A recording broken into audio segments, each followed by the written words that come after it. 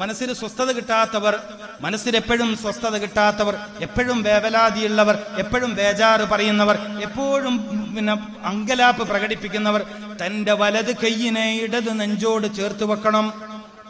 വെറുതെ ഓതിയിട്ട് കാര്യമില്ല.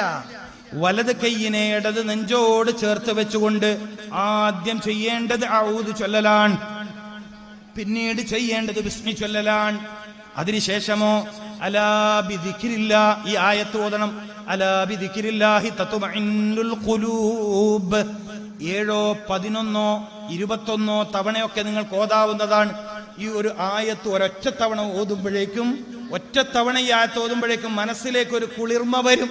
അതുവരെ ഇല്ലാത്തൊരു കുളിർമ നിങ്ങളുടെ മനസ്സിന് വരും. പ്രിയപ്പെട്ടവരെ, മനഃശാന്തിക്ക് ഖുർആൻ ഉപയോഗിക്കും. അതിലൊരു ഹിക്മത്താ പറഞ്ഞു തരുന്നത്.